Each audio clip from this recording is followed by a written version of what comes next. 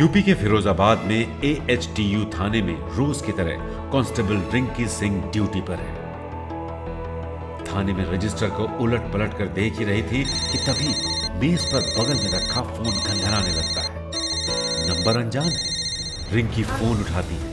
बातचीत सुनकर ऐसा लगता है कि बच्चों से जुड़ा कोई मामला है। सामने वाले से रिंकी इलाका कंफर्म करती है।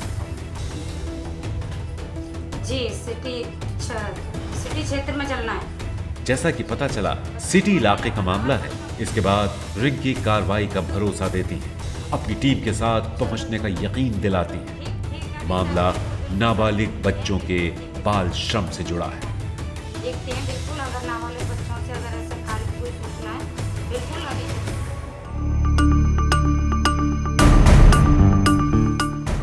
अपने साथी सिपाहियों के साथ रिंकी गाड़ी में आगे की सीट पर बैठती है। इसी बीच रिकॉर्ड दर्ज करने के लिए एक साथी सिपाही उन्हें फाइल थमाता है।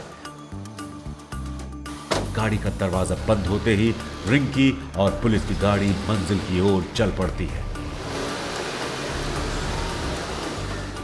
रिंकी और उनके साथियों के निशाने पर बाल श्रम के गुनहगार हैं, जो ये भी नहीं देखते कि बच्चों की उम्र क्या है, बाल श्रम से जुड़े नियम क्या हैं, जो बस मजबूरी का फायदा उठाते हैं और अपना स्वार्थ देखते हैं। कुछ ही देर में पुलिस की गाड़ियों का काफिला एक मिठाई की दुकान पर पहुंच जाता है, जहां रिंकी अपनी टीम के साथ दाखिल होती है। पुलिस की टीम को देखकर दुकान का मालिक सकपका जाता है। टीम अब टुकड़ियों में बंटकर दुकान का कोना कोना छान मारती है। रिंकी के साथ श्रम विभाग की टीम भी है। मालिक घबराया हुआ है। रिंकी और उनकी टीम को जब इत्मीनान हो जाता है कि यहाँ कोई नाबालिग बच्चा नहीं, फिर वो दुकान मालिक को समझाने पर उतर आती है। रिंकी और उनकी टीम निराश नहीं होती, बल्कि नए ठिकाने की ओर बढ़ती है, जहां टीम एक ऑटो गैराज पहुंचती है, जहां एक किशोर उन्हें मिलता है जो अभी बालिग नहीं है। रिंकी की टीम उससे पूछताछ में जुट जाती है। टीम के लोग गैराज के मालिक की तलाश में लग जाते हैं। थोड़ी ही देर बाद गैराज मालिक सामने आता है। रिंकी उसे समझाना शुरू करती है, उसे बाल श्रम कानून तोड़ने की सजा का हवाला देती है। इसके बाद दोनों से एक दस्तावेज पर साइन लिए जाते हैं।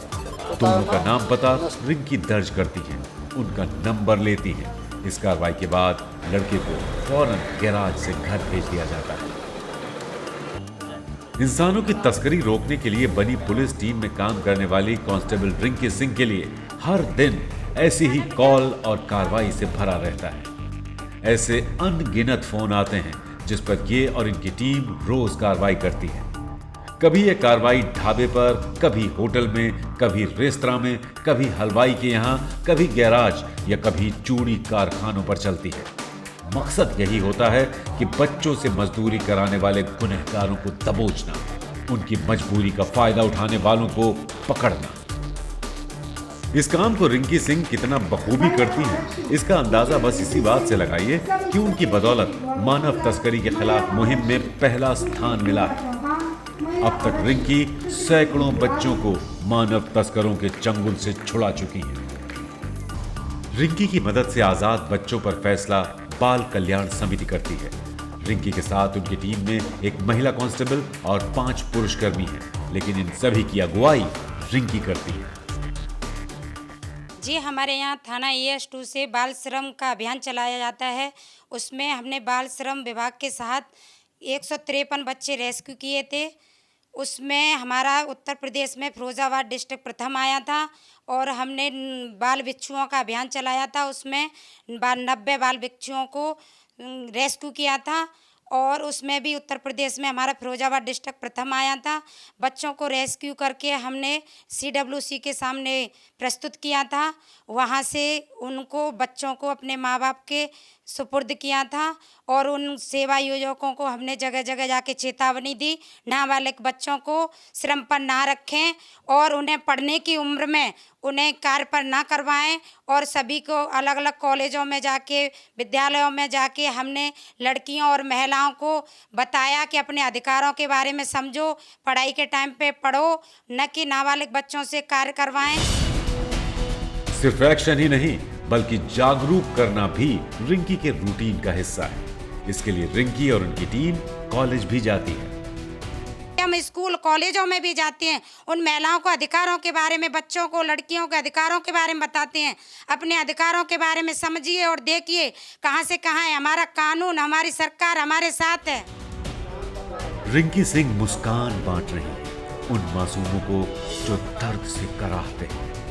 रिंकी की ये मेहनत उन्हें सम्मान भी दिला रही है। जिले के बड़े अधिकारी भी रिंकी पर गर्व कर रहे हैं। महिलाओं के प्रति जो अपराध हुए हैं उनमें बहुत अच्छी तरीके से कार्रवाई करने का, और जो महिलाएं सामने आ रही, आगे आ रही, उनको जो प्रोत्साहित करने का पूरा अभियान है। तो इस तरह से इस लड़की का बड़ा विशेष योगदान रहा। इतना आज ही उसने 2 रेस्क्यू कराए हैं बाल श्रमिकों को जो गैरेज में काम कर रहे थे। तो इस तरह से बच्चों के साथ जो ये उनका बचपन छीना जा रहा था, इस तरफ मेरी समझ से गवर्नमेंट का बहुत ध्यान है और उनको बचपन लौटाया जाए और वो जो बड़े हों तो ज़्यादा बेटर काम कर सकेंगे। अभी उसमें झोंक दिए जाएंगे पेट की आग में, तो ठीक नहीं है। तो इस तरह से इस महिला ने हमारे जनपद का मान बढ़ाया है। रिंकी का पद बहुत छोटा है, वो आराम से काम करके घर जा सकती हैं, लेकिन उन्होंने एक्टिव पुलिसिंग को चुना है।